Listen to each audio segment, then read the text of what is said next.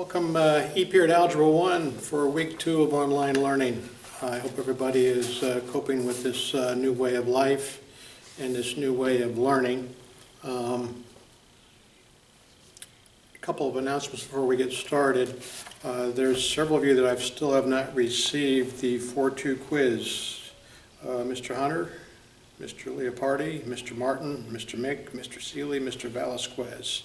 So make sure you get that quiz to me by Tuesday evening, otherwise it's just going to go in as a permanent 0.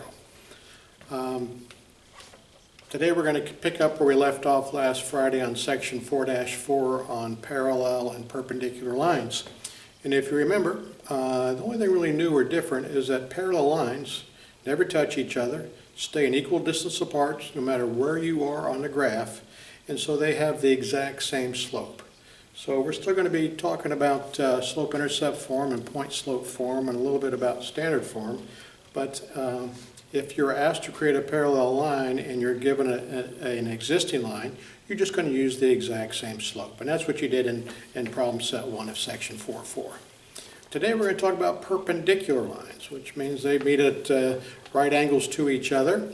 And so their slope is slightly, of course, different from each other because they are never going to remain an equal distance apart like parallel lines. And the only thing, the main takeaway on this with perpendicular lines is that perpendicular lines have slopes which are negative reciprocals. And we've talked about negative reciprocals in some previous sections, and if you recall, a negative reciprocal means change the sign and just turn it upside down. So the negative reciprocal of 1/4 would be -4. And vice versa, the negative reciprocal of -4 would be 1/4. We just turn it upside down and reverse whatever the sign is. Likewise, if you're given a slope of 2/3 and you're required to create a line with that, and you're given an ordered pair, which we're going to do down here, you just, again, flip the fraction and reverse the sign. So the negative reciprocal of 2/3 is -3/2. Likewise, the negative reciprocal of -3/2 is 2/3. And one last example is if you're given a slope of -7 and asked to create a line that's perpendicular to that, the line perpendicular to that will have a slope of 1/7. Conversely, the perpendicular slope of a line with 1/7 would be -7. So if you look at your problem set, which you hopefully have downloaded from section 2-4 assignments, let's look at number 4. You've got a nice example right above it that you can also use as a reference. And you're asked to create a line that goes to the point 4, 2, and is perpendicular to this line, y equals 1/2 x plus 1.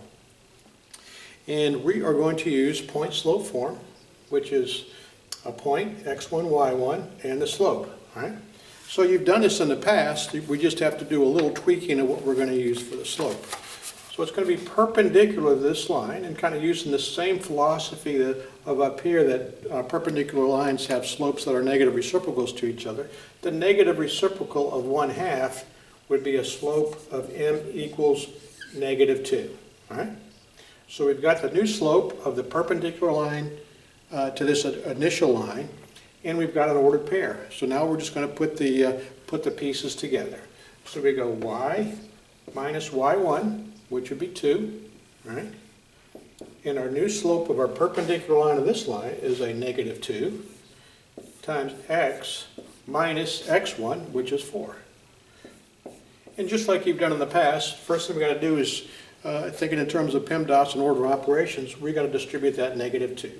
So now we have y minus 2 equals -2x plus 8.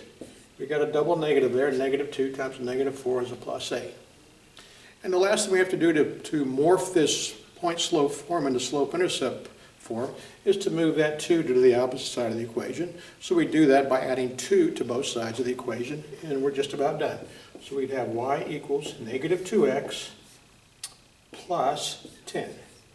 So that is the equation of the line that goes through the ordered pair 4 and 2 and is perpendicular to this line right here. And you're done. Now you've got, I used the problem set 4 as an example, and you've got 5 additional problems to practice on for today.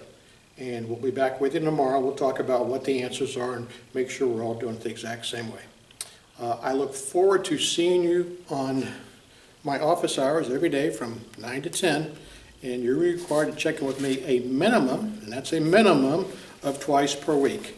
Because some of I do need to talk to you individually. All right, so have a good day, and I look forward to seeing you on my office hours from 9 to 10 every day.